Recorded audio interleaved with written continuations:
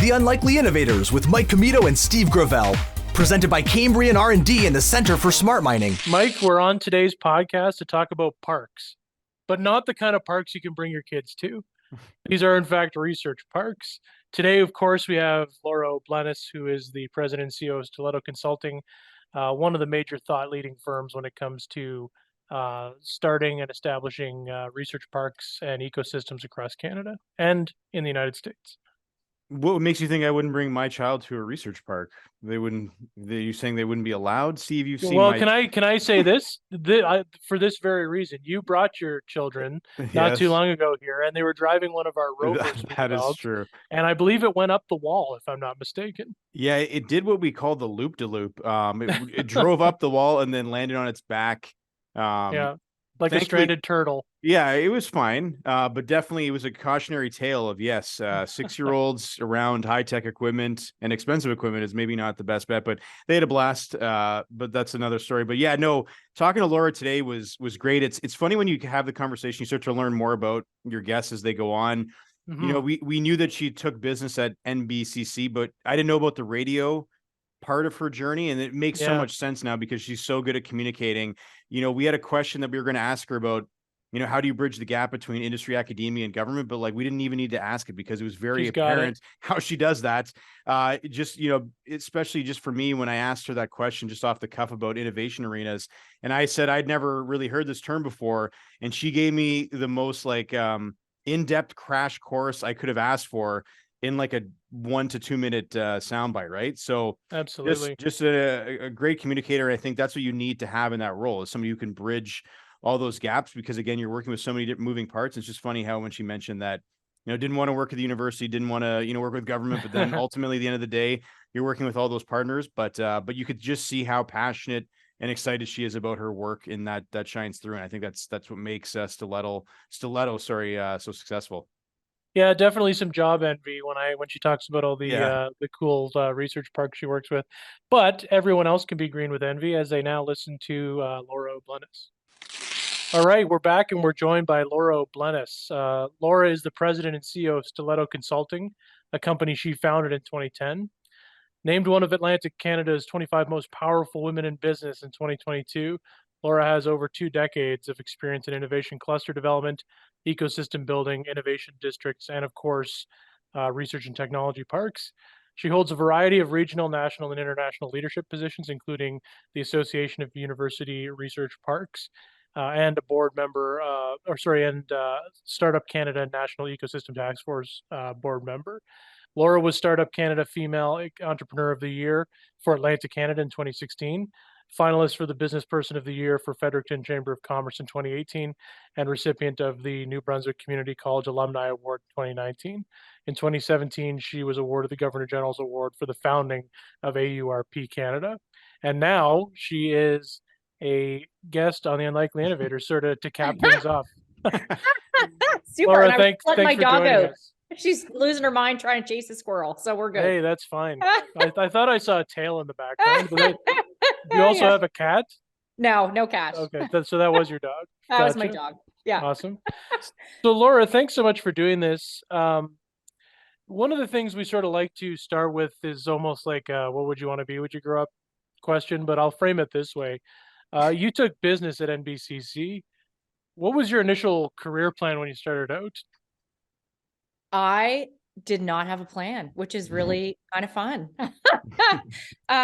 You know, I took business because I liked marketing and wanted to kind of do my thing on that. I actually started out in radio and worked at the radio station and did marketing. I was like the person on the radio, which was super fun. But, you know, I kind of just followed the path of, followed the bouncing ball in terms of where my life led me. And one thing leads to the next, and you realize your passions in life and you pursue them before you're almost even ready to pursue them. And then it brings you to where you end up today. So yeah, I mean, I didn't have a big plan, which is ironic because now all I do in my life is plan. And I think that if you fail to plan, you plan to fail. And so it's kind of funny that's kind of how life turned out. But so yeah. Wait a second. You mean that NBCC didn't have a 1-year certificate program on how to build research parks? No, they did not. Interesting. I know. Yeah, no, I'm a retail gal that ended up in ecosystem building and the love for cluster development in the knowledge industry, which is pretty cool. Well, that's you set me up perfectly for the next question, because obviously we want to talk about the work that you're now doing in that field with Stiletto, but maybe kind of bridge the gap between, going to NBCC without a plan to then founding, Stiletto in 2010. What are we missing in that part of the journey, and what made you want to found the company when you did? Well, to be honest, I mean, I guess it's like a lot of entrepreneurs, you kind of can't really find what you build the perfect job. Like I kind of built the perfect job. There wasn't anything I wanted to do. I live in Fredericton. I didn't want to work for government. I didn't want to work for the university. Oddly, now we work with governments and we work with all kinds of universities. But I had the opportunity to work for Cadillac Fairview, which was a large multinational company focused on real estate. And so I worked in real estate in the shopping center industry back in the heyday of shopping centers, and spent more than a decade working there. And in some ways we were building clusters, because you're building clusters and pockets and helping retailers grow and understanding their supply chain and understanding how all that works. And so I did that for a long time, and their head office was in Toronto. So I had the opportunity to be in Toronto a lot, in Montreal a lot, but we made the decision that we didn't really want to move. And so to be honest, I built a business to be able to make myself a job that I wanted to do, because I got bored and I needed to work for an organization that I could pivot and change and evolve. And there's not a lot of companies that you can do that with. And so I feel really fortunate, because I've been able to build this incredible organization with a great team, and working on really cool projects in markets really all over the world. Now we're in Canada and in the US and other areas, which is a love that I have of travel and learning about other areas. And so, I guess that's how it's kind of evolved over time, is starting with something that I loved. And I think that's why it's gone well, because I wasn't chasing a dream. I wasn't chasing a paycheck. I was following where my heart kind of led, in terms of things that got me excited and made me passionate and made me want to contribute in a meaningful way. And I just kind of built business around that. That's so interesting. I had not known that about you with regards to like shopping centers. You can almost start to see, like resource planning, making things work together cohesively in physical spaces. It's starting to make a lot more sense now. Your work with research parks. Could you tell us? Well, maybe I'll start by like, what is your view? What is a research park? And then can you sort of tell us, what their value to the community is, and like what makes an effective research park? Yeah, so I mean, research parks are incredible tools that really started. I mean, really, the first research park was back in the 50s in North America at Stanton University, and a lot of universities back in the day were granted land to do something with. So they couldn't sell them; they needed to use it as a long-term sustainable revenue source. And so, what a lot of universities started to do is they started to build out these parks, because they understood the opportunity for the institution, first and foremost, was really as a revenue generator in terms of leasing the land, is really what they started on. And so you'll see different models. We say if you've been to one research park, you've been to one research park, because they're all different. But you'll see some models, and they'll have mixed use developments, they'll have real estate, they'll have commercial development, they'll have residential development, as well as technology parks. We just finished a project, in fact, in Maricopa, Arizona, that's a 2,100 acre area of innovation, which is super cool. And so they're actually looking at not just a 300 acre tech park, but they've also got 900 acres of other development to drive agricultural land use. So there's some research to it.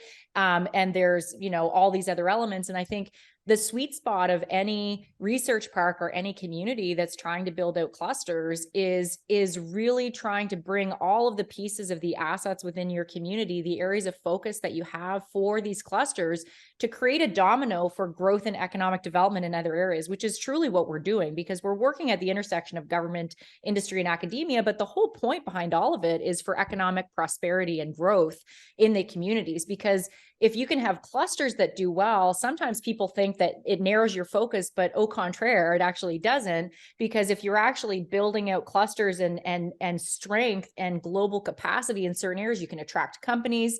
That then fuels, tourism opportunities for people coming into the market. It fuels your arts and culture scene. It fuels your restaurants and your retail. It also helps with other areas of the economy.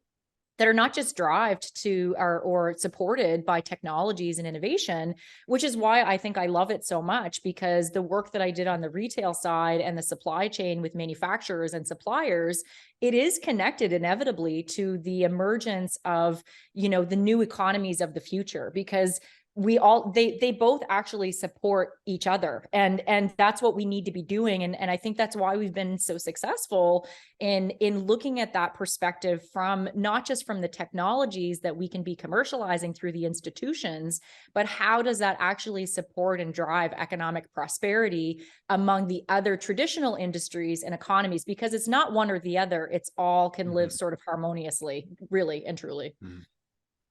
Laura, I'm a hockey guy, and Steve he's probably kicking his desk right now because I've now somehow found another way to bring it into the podcast, but it's going to make sense, I hope.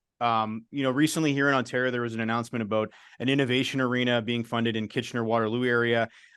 Just because I have to always bring it back to the ice somehow. What is your familiarity with innovation arenas? Do they fit within the same ecosystem? Is it something entirely different? Maybe just if you had any thoughts on innovation arenas, because to be quite honest, it's the first time I had heard that term. So I'd love to hear your take on it.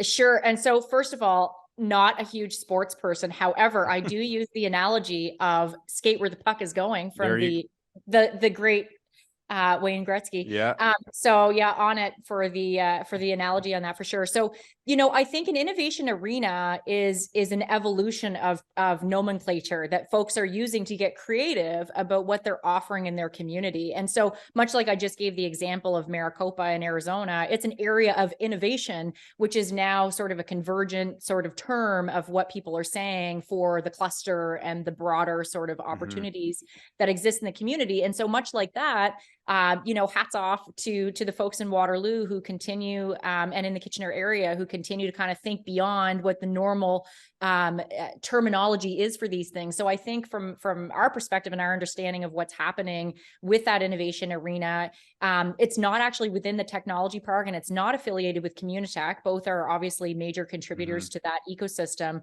but it is going to be the new home for the Velocity Incubator Program, and the Collaboration Innovation Partnership. So basically the residence program that's focused specifically, I believe what they're doing is focusing on health and medical innovation to support the commercialization, specifically for the University of Waterloo startups that are coming from Velocity.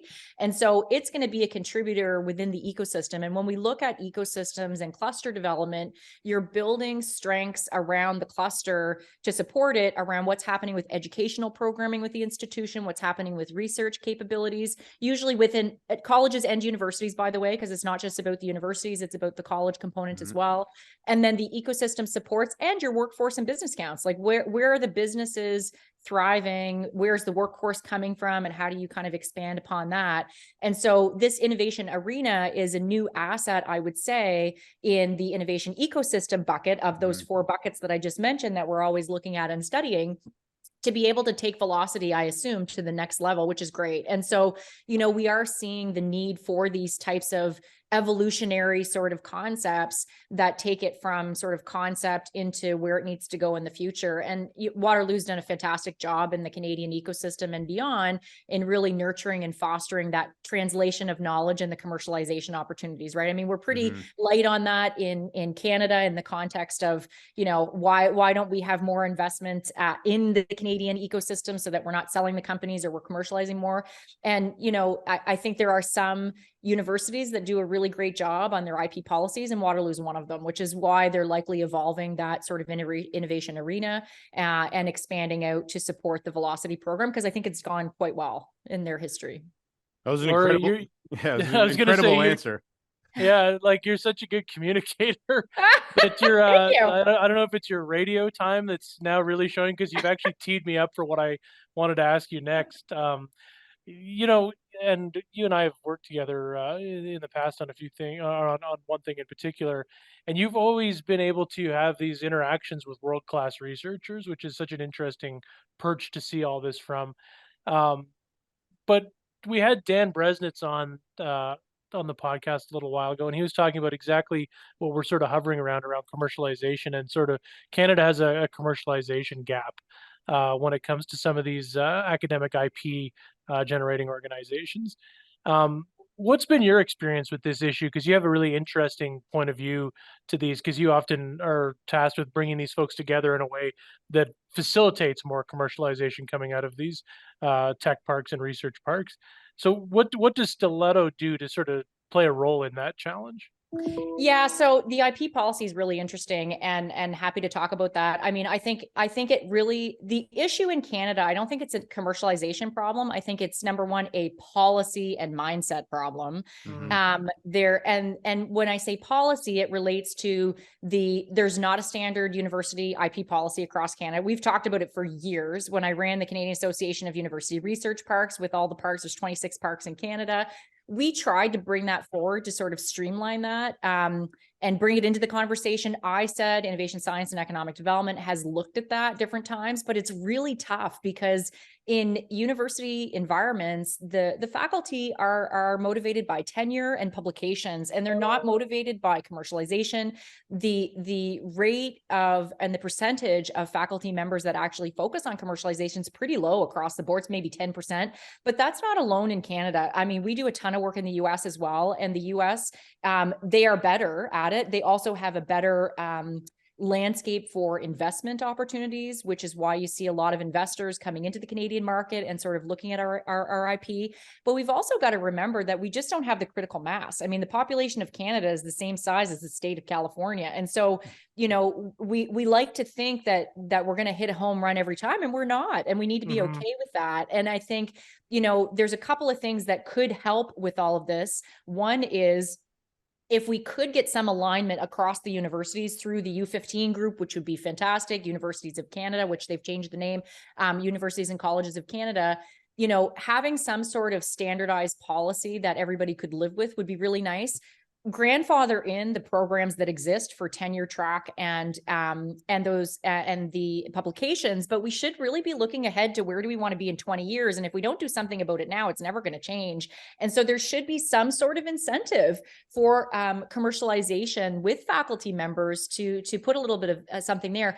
The other thing that is a real flaw in the Canadian market, and again, we see this in other markets as well, it's not just in Canada, but money and research dollars that go into funding commercialization does not cover the business development side of it. Like, it doesn't cover marketing and promotion. And if you don't have money to get somebody out to sell your idea, well, then it's never going to get past your TRL 6. So we fund a lot at the technology readiness level from 2 till 6, but then it drops off because governments don't want to be seen as competing with industry, or they don't want to be seen as nurturing that. But it is a very important part of that circular loop of creating and commercializing new innovations. And so if we really could put a little bit more of an emphasis on that and have some policy around both the motivation or potential opportunity for incentivizing researchers within the institutions to commercialize or have some sort of a carrot there, but also fundamentally all of the granting councils and all of the programs federally, we do a lot of grants and applications, and none of them generally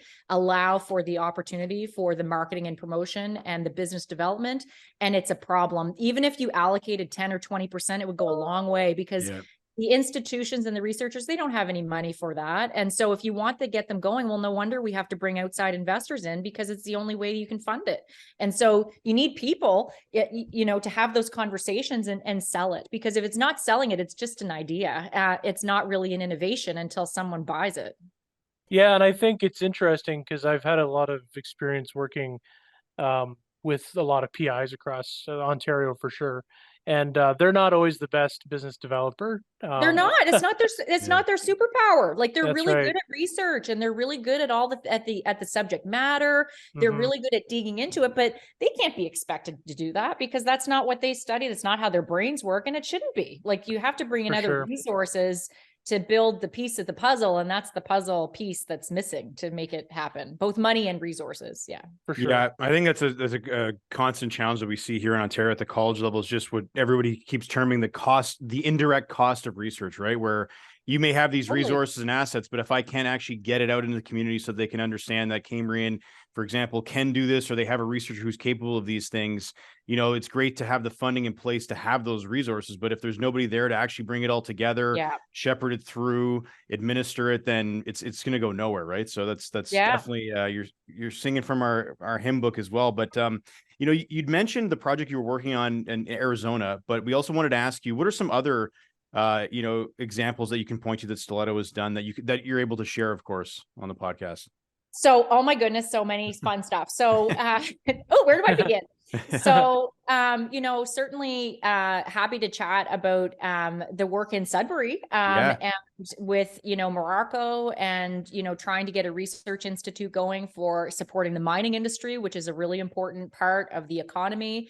The team there is working really hard and trying to sort of build out a pilot scale facility to be able to really do some additional testing and research, but really on the applied research side. So not just more research for the sake of research, but research and really understanding how we can do a better job of biomining and remediation practices that can be applied in the mining industry, not just to the benefit of Sudbury, but to the mining industry as a whole. And so we're really excited about that. We've been working with the team on that for a while and making some really good headway. We're getting some good traction to try and help them get things going. There's a lot that we're working on in other economies as well. Niagara Falls, for example, I'll speak to another one in Ontario where we're actually just wrapping up the development of their economic strategy. So we do a lot around cluster development and research parks, but we also work with communities on economic impacts because of the work that we're doing. Yes, it's focused on clusters, but ultimately it's also helping to identify new economic development strategies or opportunities. And that's been really fun because everybody knows of Niagara Falls, of, the falls, and it's big and beautiful and glorious, but there's more to all the communities that we work with. There's always more than meets the eye. And so it's fun to work on those types of projects to kind of lift up the hood in the car, so to speak, and see what else is there to really help them create the narrative of the future. And so there's some really cool things that's happening in that community as well. And more to follow because it's not out yet. But that's been fun. And then in the US, what's really been really exciting about the work that we're doing in the US is, Canadians are very nice and very collaborative, and we're very good at that. And we've been good at that for a long time with all the super clusters and all of the networks and the connectivities. But the US is really stepping up their game in that area as well. And that's been really exciting because there's been a fair amount of funds that are flowing through with the Build Back Better program, if people have heard of that, the EDA programs, and we're working with a lot of communities on those types of things. And one in particular that's really near and dear to my heart is in Bentonville, because Walmart is headquartered in Bentonville, which is kind of neat for me because it brings me back full circle to my days of working on the shopping center and manufacturing and supply chain side. And what we're trying to work on in Bentonville to have the Walton family, which is an incredible resource, Waterloo, we talked about Waterloo. I mean, great philanthropic support in some of these communities that are really helping to seed not only the innovations in the companies, but really supporting the growth in the ecosystem and the overall communities, which is really extraordinary. And so, in Bentonville, the Walton family is investing significant dollars in changing the narrative in Bentonville to support whole health. And so they're putting in new infrastructure around that. And we're creating an innovation corridor between, Fayetteville and Bentonville, which is about a 30-minute commute, to be able to really merge together how the University of Arkansas is really fueling the growth, not only adjacent to them, but in the satellite activities that are located 30 minutes away, with the support of, this metropolis of an entity that is really giving back in a pretty significant way to driving, outdoor recreation, retail tech, transportation and logistics, and lots of other really cool things around mobility. So those are a few examples of some really fun stuff that we're working in that's near and dear and has been super fulfilling and exciting to work on. That's so cool. I mean, it's you have such an interesting job. You get to see these communities, really see what their wants and needs and hopes are, right? And it seems like a really rewarding job anyway. Yeah, it sure is. It is. Yeah. I want to make sure that we get you out of here on time. So we have a few more things we wanted to cover with you, but maybe just a brief discussion.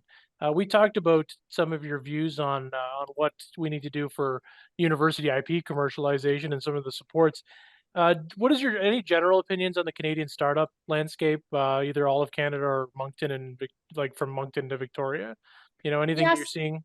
Yeah, sure. So I know it's really interesting because the startup ecosystem, I think, is well supported. And I think that there was sort of a pent up demand for helping to get some of these new ideas and innovations to market. And, a lot of these types of evolutions are supported by regulatory environments that help support it. And so, there was the Canadian Accelerator Incubator Fund, the CAPE program back, I don't know, maybe a decade ago. It's going back a while.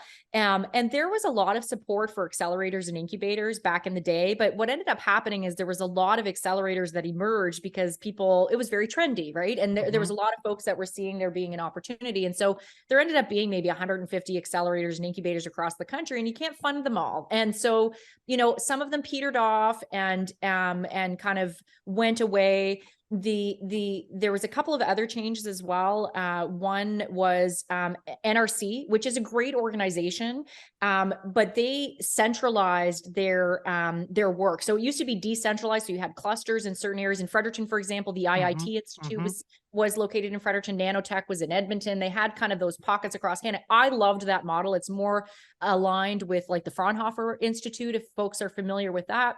Yep. Fraunhofer, there's, more than 70 institutes that are specialized in certain areas, which we believe does help to foster and nurture things like a startup ecosystem and community. And so I do think that we've gone away a little bit of some of the support that was there to help nurture these accelerators and incubators and communities. And we need to help continue the imagination of the next generation of entrepreneurs so that they don't, and that we don't also just help them along the path to do their startup for a decade, because that's not the purpose, right? And so, find your idea, see if it's going to work. And if it's not, let's go on to the next thing, because, entrepreneurs do like the varieties, the spice of life, right? And so it's not about creating companies and letting them go into infinity. It's about understanding where there's opportunities for new ideas and innovations. And the more that we can support, the growth and the mindset of entrepreneurship and innovation in our school systems to get people even thinking what that looks like, right? Because it's a little bit nebulous. And until you sort of do it, you don't really know. So things like experiential learning and co-op placements to help entrepreneurs work with other entrepreneurs so that they can see where their path may lead them, so that we can help them be successful at failing and figuring it out. And people say fail fast, and I know that's very cliche, but I mean, we do support, we're afraid to sort of give tough advice to companies, I think. And sometimes I think we need to say, you know what, that is not going to actually work. And that's why we need more money to be able to support them getting into market and validating with their customers, because if they don't have any customers, they don't have a business. And so if you have a business, then you need to be able to sell your idea so that you can drive your revenue and hire people and support it, which is the whole point of startups, to create that circular economy of startups and then scale ups and multinationals. And there should always be a mix of those organizations in every community. It's usually about 40% of companies that are under $1 million. There's about 40% that are up to maybe 10 million. And then the rest, the 20%, is usually over 20 million. And so you need to have that full suite of support in an ecosystem and in a community that has the startups that you can sort of nurture and get to scale up or not, and then come up with the new ideas, or sell it or whatever. Because if they do sell it, that's okay. Like, I mean, if we can't get them to, stay and be acquired in the Canadian market, well, if they're acquired in other markets and that brings notoriety, a lot of companies end up staying and taking on the team and expanding in other ways. And there are still other economic benefits to that. And so from the startup ecosystem perspective, there's a couple of things. I do think that we have gone away a little bit of that because it was very trendy about 10 years ago. But I think we need to revisit that in terms of what we're doing to support the ecosystem so that we do keep that circular economy piece. They're not all going to get to that midpoint of the scale up, and that's okay. But they shouldn't just stay as a startup for a decade or two, right? Like, be a startup, but find another idea. And so helping them through that cycle and giving some tough advice of, you know what, it's not going to work, and that's okay. Like, it doesn't mean that you failed. It's just try something else, because there's probably something else out there that's going to float your boat or get you excited. And if you're not waking up in the morning and excited about what you're doing, like, what's the point? Here. I think that's a great way to end it, Laura, because I know that we told you we'd get you out of here on time, and we appreciate all the time you spent with us. We'll have to have you back on again when we can hopefully talk about some progression in the local Sudbury project. Ooh, love it. Because that would be great to see that come to fruition. But for now, we appreciate you joining us on the Unlikely Innovators. So thanks again, and we'll be in touch soon. Awesome. Thanks, guys. Really appreciate it. Thank you, Laura. Yeah. Take care. Take care. Thanks. Okay. See ya. Bye. Eve, I was trying to think of what your innovation arena would be. Mine. And I mean the terminology you would use, because we talked about with Laura how, that's an evolution of terminology, I think, to kind of differentiate some of these offerings. So innovation arena is it's a very Canadian term. I will give them that. And I think it would play well in Canada because, on some level, everyone's familiar with arenas. And so you can obviously picture in your mind that it's a place where innovation would happen. But what would Steve Gravel's parlance be to try to showcase, a cluster or an area where research and innovation is happening? I have an idea in my mind. Of what I would say? Yeah, but I want you to say it first because I asked Oh you the my. question. Oh my God. You're really putting me on the spot. I was trying to think about the types of things I like. I of course like football. Um, That's an how about arena this one? or No, a no, no, it's stadium. not. No, hold on, hold on. You're being too literal. Yeah. I would call my innovation accelerator the end zone Oh, because it's like it presupposes the commercialization piece, and everyone wants to hang out in the end zone because that's when you know you've made it. yeah. No, I think that's good. It's better than Innovation Stadium because that's too literal. It's too on the Um, nose. the one I had in mind for you would be the innovation sauna, where Oh, innovation is heating up. and it melts. It's too much though. That's too dad. Yeah, That's too dad yeah. jokey. I think I What took would it too yours far. be? I mean, yours I would already said obviously it be. was Innovation Arena. Yeah, I know, but that's already been done now. I'm going to think Yeah. of another one for you on the spot right now. I am going to say the locker room. It's a bit more specific. It's where people can just let their hair down and be honest about their business ideas. I Welcome don't. to the innovation locker room. I don't think it's gonna fly. Nah, maybe back to the drawing board. You need to book a session with Laura, and she can get you on the right path. Yeah, for sure. No matter what it's called, it's really cool that she works on those. You know what? It's interesting though. I'm sure they all go through this period where they do need a good title of their innovation research park because you need to draw people to it, right? I mean, for the longest time in Sudbury, everything to do with innovation and mining was either like the forge or the foundry or Mm-hmm. what have we even thought of like the crucible one time, like the Oh, smelter, all those that things, was for right? one of our rooms. But yeah, I mean, it makes sense though because I think at the end of the day, like you know who it's for, but you still need to get broader community That's support. right. And I think if people can identify within a cause what this is by attaching it to something else that's well known, I think you get some traction that way. But certainly there is as you and I have seen in a completely different realm. But I'll still tie it back together is that there's always been this like compulsion to make your grant proposals have really snappy titles that then lend themselves to really nice acronyms. Yeah, yeah, And like exactly. the drive to get that perfect acronym sometimes is You spend more time on that than writing the grant. yeah, it's just like, well, it has to sound good, right? It's like, yeah, but Yeah, what's in yeah. the proposal? But no, but they've got a really nice acronym for what this is going to do. Crimp bomb. That's That's a little inside baseball. yeah, that's Yeah, you can go too far. That's an yeah, example yeah, of going too far exactly. with one. Yeah, But nevertheless, that was a great chat with Laura. Again, we packed a lot into that conversation. But yeah, I think definitely we'll have to have her on again. It'd actually be great to have her and Natty on at the same time to kind of for talk about, sure. the work that they're doing together. But we don't want to give away our ideas live on the air, so we'll file that away and maybe we'll make it happen at some point in the future. And maybe we won't. You don't know. We're always making you keep guessing, right? So we'll see you guys next time. The Unlikely Innovators with Mike Commito and Steve Gravel. Presented by Cambrian R&D and the Center for Smart Mining.